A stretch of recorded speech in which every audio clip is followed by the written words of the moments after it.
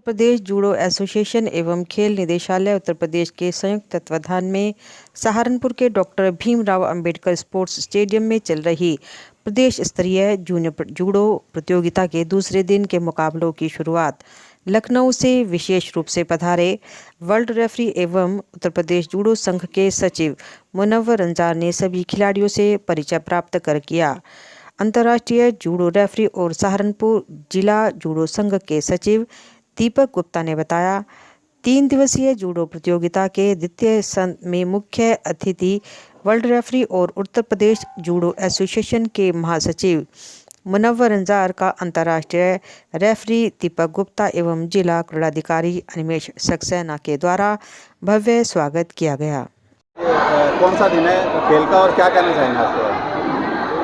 जी, मेरा नाम लाल कुमार है। मैं वाराणसी में जूडो कोच हूँ और आज खेल का दूसरा दिन है और बहुत अच्छा प्रतियोगिता हो रहा है, बहुत अच्छी तरह संपन्न करा रहे हैं। इसके बाद कहाँ चयन होगा बच्चों का? हाँ, प्रतियोगिता अच्छी हो रही है, इसमें लड़के पार्टिसिपेट कर रहे हैं और ये जूनियर स्टेट जूडो चैंपियनशिप है और भी बहुत सारे टूर्नामेंट भी बाकी हैं। कितने दिन चलेगी और कहाँ से खिलाड़ी आए? ये 3 दिन चलेगी, 16 से 18 तक है और पूरे मंडलों से खिलाड़ी आए हुए हैं, सभी मंडल के खिलाड़ी आए हुए हैं।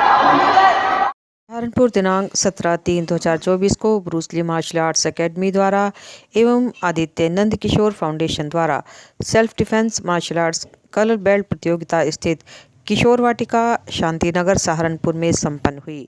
प्रतियोगिता के मुख्य अतिथि श्री काशी नरेश यादव उप जिला क्रीड़ाधिकारी ने प्रतियोगिता का शुभारंभ किया। सेल्फ डिफेंस खिलाड़ियों को प्रोत्साहित करते हुए कहा कि महिलाओं को व बच्चों को इस कला को जरूर सीखना चाहिए, जिससे वह अपनी आत्मरक्षा कर सकें। खिलाड़ियों को प्रमाण पत्र देकर उनका मनोबल बढ़ाया। आशा व्यक्त की कि वह आगे भी महिलाओं व बच्चों को सेल्फ डिफेंस सिखाएंगे। मेरा नाम है मिस्टर नंदकिशोर, अध्यक्ष ब्रूसली मार्शल आर्ट्स एकेडमी। आज बेल्ट टेस्ट कार्यक्रम का आयोजन किया गया है और इसमें जिन छात्र छात्राओं ने बहुत अच्छा प्रशिक्षण प्राप्त किया है उनको उनकी योग्यता के अनुसार उनको बेल्ट प्रमाण पत्र आज वितरण किया गया है और मैं आशा व्यक्त करता हूं इनसे कि आगे भी महिला और बच्चों को सिखाएंगे। अभी सरकार द्वारा चलाई जा रही योजना में हमने बहुत ही अच्छा जो है योगदान दिया है, जिसमें कि सरकार द्वारा जो योजना चलाई जा रही थी रानी लक्ष्मीबाई योजना, उसमें हमने बढ़ चढ़ के अपनी टीम के साथ भाग लिया और हजारों महिलाओं को मार्शल आर्ट्स प्रशिक्षण दिया गया है। तो मैं इनसे भी यह अनुरोध करता हूं कि ये भी इस तरह से आगे बढ़े और प्रशिक्षण दें।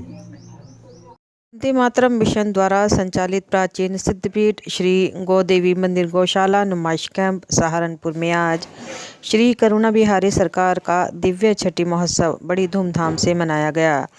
छठी महोत्सव का उद्घाटन स्वामी मंगलानंद जी महाराज द्वारा रिबन काटकर एवं श्री करुणा बिहारी सरकार को तिलक कर दीप जलाकर पूजन आरती के साथ किया गया।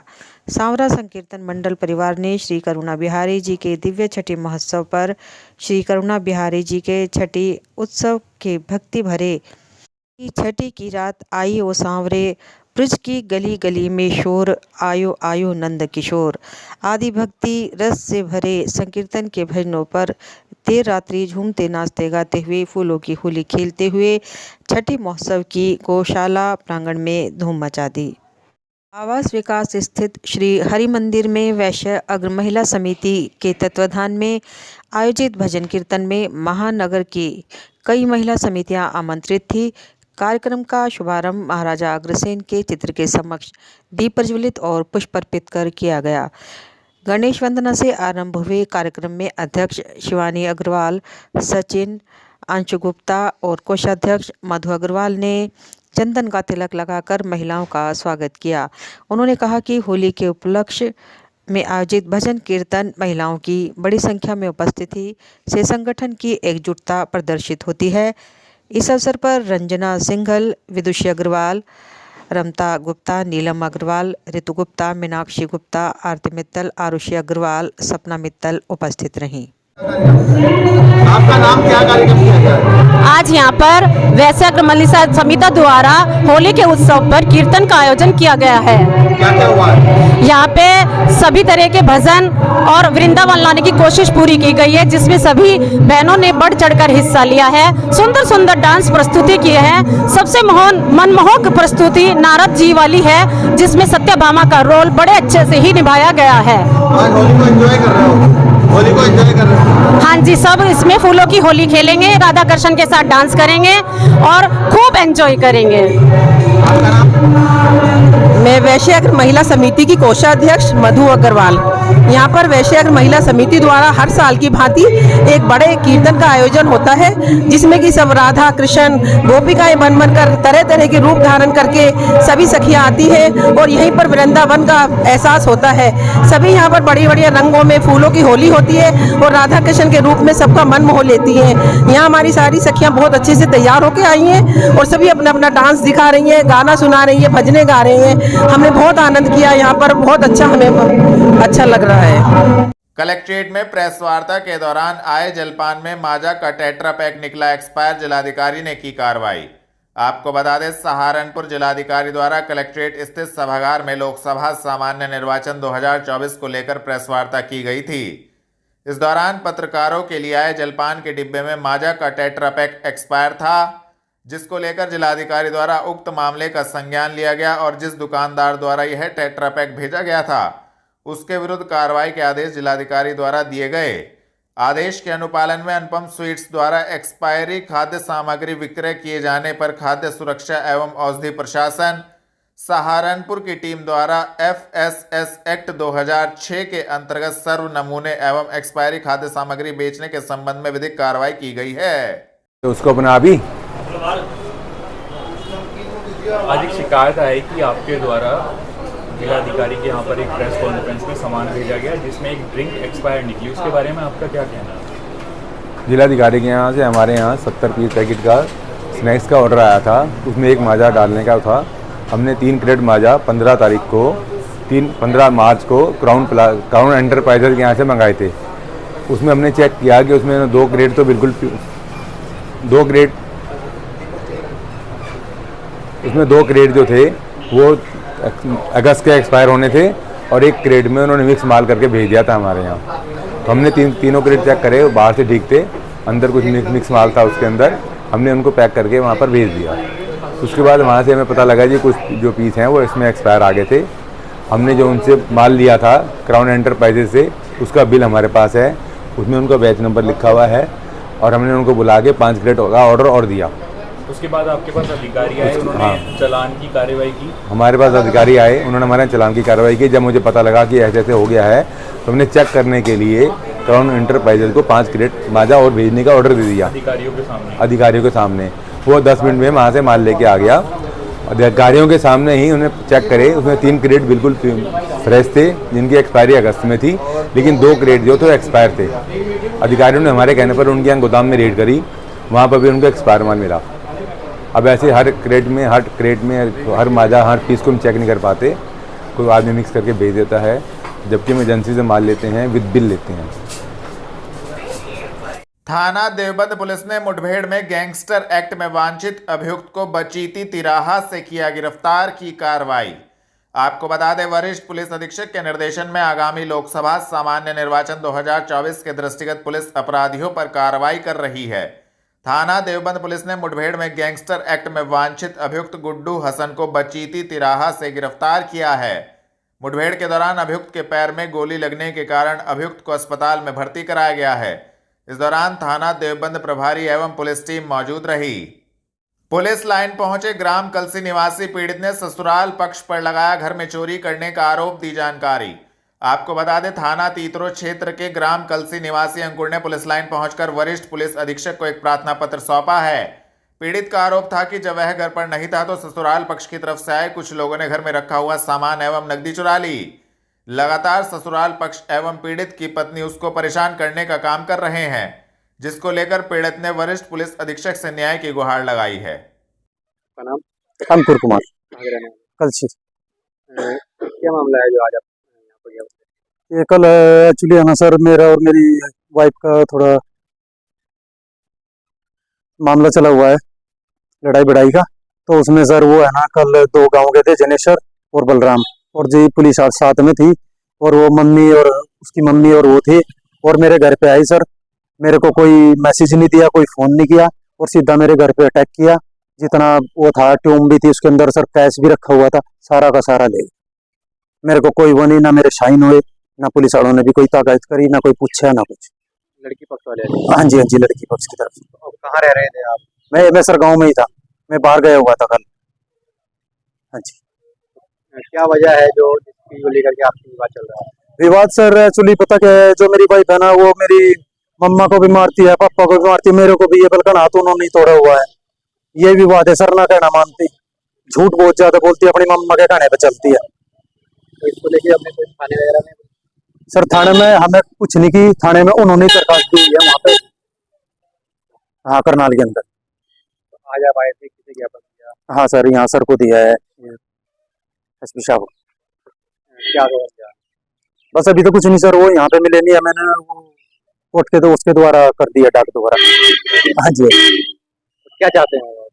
बस मैं सर यही चाहता हूँ कि मेरे साथ नाजायज हुआ है, मेरे को कुछ बताया नहीं गया, मेरा सारा घर का सामान बताया नहीं, कुछ नहीं, सब उठा के ले गए सर। टूम भी थी उसके अंदर, सारी जेवरात थी, और कुछ कैश भी था।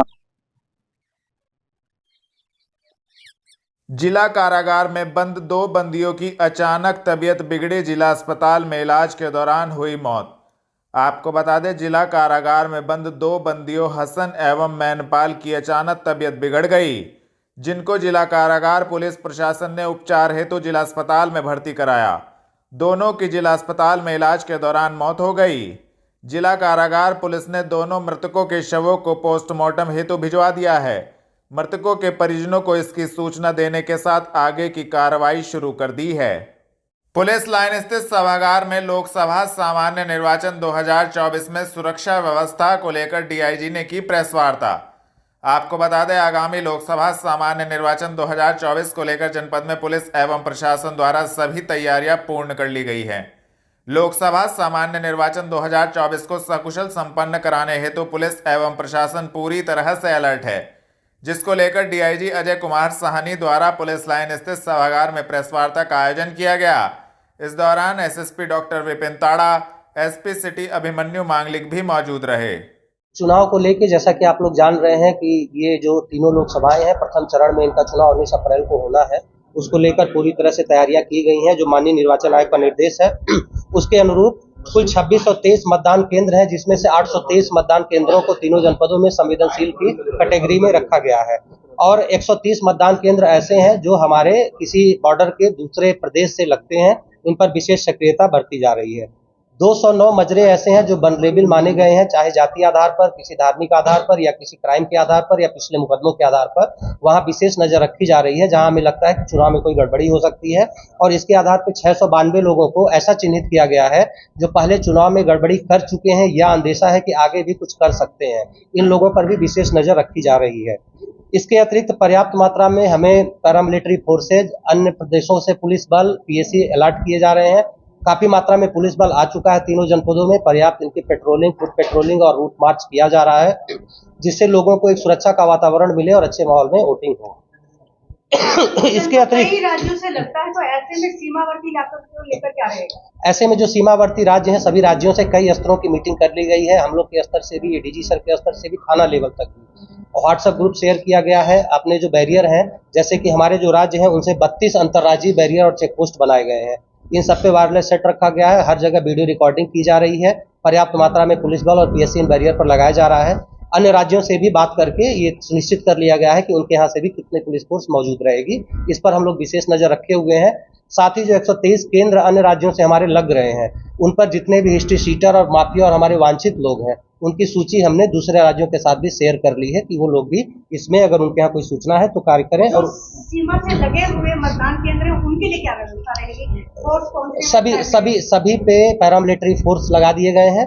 इसके अतिरिक्त जो दूर हमारे सीमा से लगे हुए मतदान केंद्र हैं उन पे एक लेयर की और सिक्योरिटी हम लोगों ने रखी है। इसके लिए हम लोगों ने क्लस्टर मोबाइलें बनाई हैं, करीब 478 क्लस्टर मोबाइलें हैं जो केंद्र से, जो हमारे जनपद मुख्यालय से दूर के सेंटर हैं या सीमावर्ती हैं, 2-2, 3-3 केंद्रों को एक एक गाड़ी कवर करेगी। इसके लिए क्लस्टर मोबाइल लगाई गई है ताकि हमारा उद्देश्य हर 4 से 5 मिनट में एक कोई न कोई गाड़ी मतदान केंद्र पर अनिवार्य रूप से पहुंचे। इसके अलावा जो है 58 जोन और 478 सेक्टर में डिवाइड किया गया है सारी चीज़ें, और 39,085 शस्त्र लाइसेंस है इस समय तीनों लोकसभाओं को मिलाकर पूरे रेंज में, जिसमें से 4,443 जमा कराए गए हैं या निरस्त कराए गए हैं ऐसे लोगों को जिन्होंने उसका अवैध प्रदर्शन किया है या उसका कोई आपराधिक कृत्य में प्रयोग किया है या उससे किसी को डराने धमकाने की कोशिश की है। साथ ही एक कमेटी बनी है जो ये निर्धारित करेगी किसके शस्त्र जमा कराए जाने हैं, किसके छोड़े जाने हैं। वो तीनों जनपदों में टीम बन गई है, वो टीम अपना कार्य कर रही है।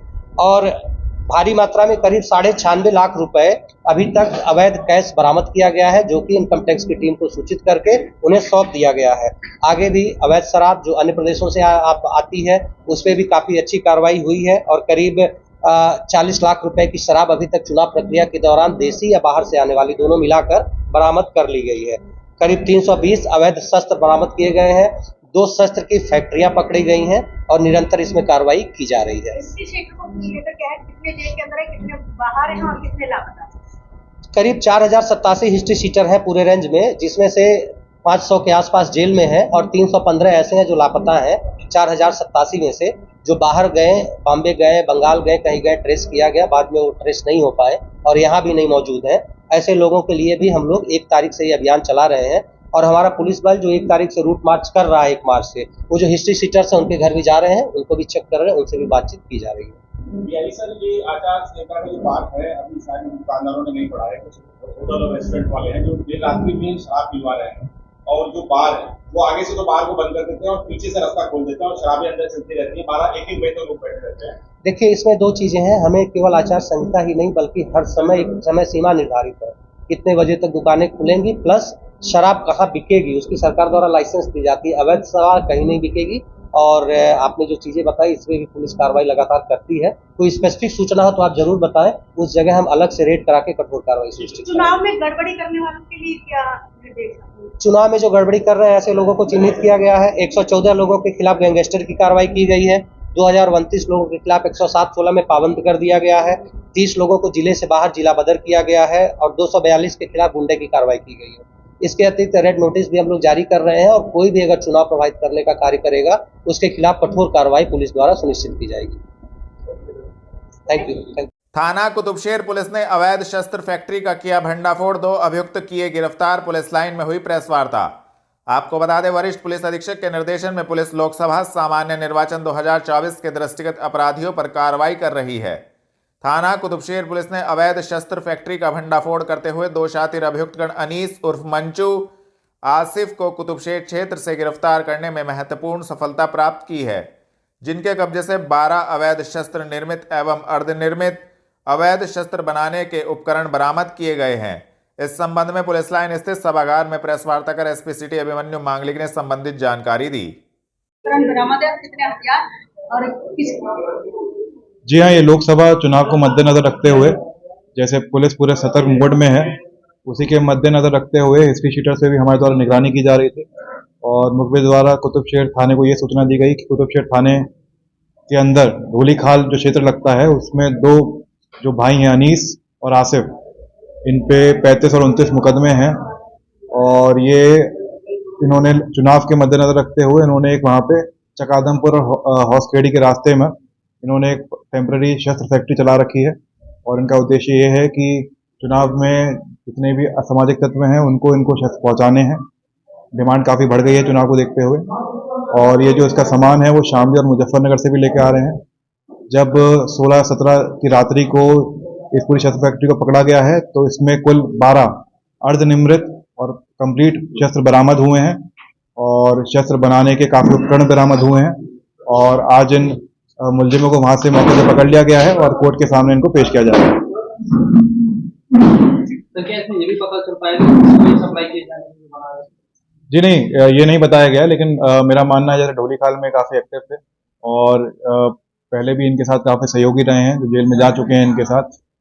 तो मेरा मानना है कि इन्हीं लोगों को, असामाजिक जितने भी आपराधिक लोग हैं, इन्हीं को इनको शख्स प्रोवाइड कराने क्या चुनाव के मद्देनजर कहीं और सप्लाई कर चुके थे और कहाँ कहाँ सप्लाई कर जी चुके थे? नहीं, पूछताछ में बात पता चली है कि मुजफ्फरनगर शामली से इन्होंने अभी उपकरण वहां से प्रोक्योर किए हैं और अभी इन्होंने बनाने स्टार्ट ही करे थे, तभी पुलिस ने आकर इनको पकड़ लिया। तो कितने लोग थे इसमें और कितने लोगों को फरार किए? नहीं, मैं कोई फरार नहीं है, 2 भाई थे जो बना रहे थे वहां पर, और इनके पास से बाकी जितने भी उपकरण है वही बरामद कर लिए गए हैं। क्या पहले भी ये अवैध शस्त्र फैक्ट्री बनाते हुए पकड़े गए हैं? अवैध शस्त्र, इनका आपराधिक इतिहास बहुत लंबा चौड़ा रहा है। इन पे 35 और 29 मुकदमे हैं। हिस्ट्री शीटर हैं कुतुबशेर थाने के। इन पे गैंगस्टर और जितने भी संगीन अपराध हैं उस अधिनियम में भी जेल जा चुके हैं। कलेक्ट्रेट स्थित सभागार में लोकसभा सामान्य निर्वाचन 2024 के दृष्टिगत जिला निर्वाचन अधिकारी ने की प्रेस वार्ता। आपको बता दें, लोकसभा सामान्य निर्वाचन 2024 के दृष्टिगत जिला निर्वाचन अधिकारी डॉक्टर दिनेश चंद्र के द्वारा कलेक्ट्रेट स्थित सभागार में प्रेस वार्ता का आयोजन किया गया। लोकसभा सामान्य निर्वाचन 2024 को लेकर की गई तैयारियों के संबंध में इस दौरान जानकारी दी गई। जिला निर्वाचन अधिकारी ने कहा कि प्रशासन की पूरी टीम लोकसभा चुनाव के लिए तैयार है और सभी तैयारियां पूर्ण कर ली गई हैं। सर, ये जो लोकसभा का चुनाव है, सहारनपुर में क्या-क्या व्यवस्था है, कितने मतदाता हैं और क्या इस बार की गई है? देखिए,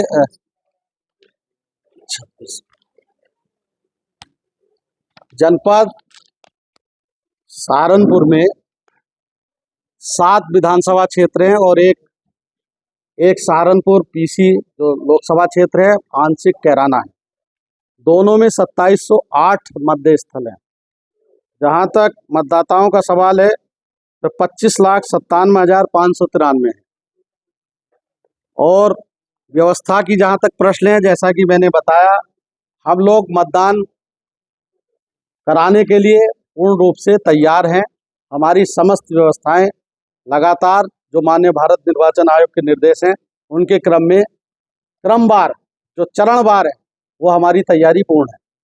वोटर अपने किस तरह से अपने वोट को डाल सकता है कि कहाँ पर है, कोई इसके लिए ऐप यूज किया गया है? वोट, और इसके अलावा कि कोई अगर कोड ऑफ कंडक्ट होता है उसके लिए भी क्या कोई ऐप? देखिए, बहुत अच्छा प्रश्न आपका है। मेरा पुनः आपके माध्यम से अनुरोध है कि वोटर हेल्पलाइन के माध्यम से कोई भी मतदाता अपना फोटो पहचान पत्र का नंबर अंकित करते हुए वह अपने बूथ और मतदाता सूची में क्रमांक को जान सकता है। दूसरा, इस बार माननीय भारत निर्वाचन आयोग ने तकनीकी प्रयोग को और बढ़ाया है, जिसमें एक्सपेंडिचर सीजर मॉनिटरिंग सिस्टम, जिसमें किसी प्रकार के मूवमेंट को एक तकनीकी रूप से उसको चेक करने की व्यवस्था दी गई है, जिसके अंतर्गत फ्लाइंग स्क्वाड्स और ये सब उसमें करेंगे। मॉडल कोड ऑफ कंडक्ट के वायलेशन के लिए सी विजिल एक ऐप है, जिसके माध्यम से 100 मिनट के प्रोटोकॉल में आप कोई भी अगर शिकायत करता है उसको गंभीरतापूर्वक उसका निस्तारण किया जाएगा। और उसमें तकनीकी रूप से यह भी व्यवस्था है कि किसने कितना डिले किया, उसलिए वो उस प्रोटोकॉल का पालन कराए। 80+ मतदाता हैं, उनके लिए वोट डालने के लिए क्या व्यवस्था है? उनके लिए 2 प्रकार की व्यवस्था है। एक तो वो बूथ पर डाल सकते हैं, दूसरा उनसे सहमति ली जाएगी। यदि वो असमर्थ हैं या अपने घर पे डालना चाहते हैं तो उसको प्रोटोकॉल को जो निर्देश है माननीय निर्वाचन आयोग के, उसका पालन कराया जाए। इस बार जो भागीदारी है महिलाओं की कितनी है, क्या उसमें कुछ? निश्चित रूप से सुधार हुआ है। अब लोगों ने जो जेंडर रेशियो है, जो एज पर रिक्वायरमेंट है, उस रिक्वायरमेंट के अनुरूप हम लोगों ने लगभग 12 बढ़ाया है। जो जेंडर रेशियो जैसे 781 था, अब 793 883 से 893 है इस समय। तो जो होना चाहिए वो उसको हमने अचीव किया है। युवाओं की भी बहुत बड़ी इस बार मतदाताओं में उनकी भागीदारी सुनिश्चित कराने के लिए प्रयास किया गया है। और युवा और महिला हमारे लिए, ट्रांसजेंडर, दिव्यांग मतदाता और सबको, हम लोग बुजुर्गों को 100 के ऊपर भी, हमारे 100 वर्ष के जो मतदाता हैं उसके ऊपर भी 706 थे। उसका हम लोगों ने सत्यापन कराया। उसमें से कुछ लोग, चुनिंदा लोग जो मृतक पाए गए, उसके लिए अलग प्रोटोकॉल है। और हमारे लिए एक ऐसे मतदाता जो 100 वर्ष के ऊपर हैं, वो आइकॉन के रूप में है हमारे लिए। लोकतंत्र के लिए वो एक बहुत शुभ संकेत है कि ऐसे मतदाता अपने वोट का प्रयोग करेंगे। सर इस बार जो वोटिंग का टारगेट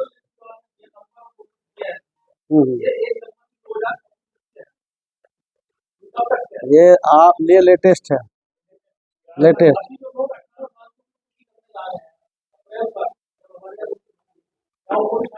देखिए ये प्रथम चरण में हमारा सुन लीजिए, प्रथम चरण में हमारा मतदान है। लास्ट डेट ऑफ नॉमिनेशन तक मतदाता सूची में परिवर्तन हो सकता है, वो प्रक्रिया हो गई है। चूंकि अनाउंसमेंट हो गया है, अनाउंसमेंट हो गया इलेक्शन का, इसलिए तो 10 दिन की अवधि में हमारे फार्म आए, वही प्रोसीड होंगे। अच्छा सर क्या कितना वोट परसेंट लेकर चल रहा है प्रशासन, कितना पोल कर हो पाएगा? देखिए इसको निर्धारित नहीं किया जा सकता, लेकिन हम लोग का जो आंकड़े हैं 75% के आसपास हम लोग प्राप्त किए हैं, तो उसमें बढ़ोतरी होगी और आशातीत बढ़ोतरी की हम लोग संभावना रख रहे हैं।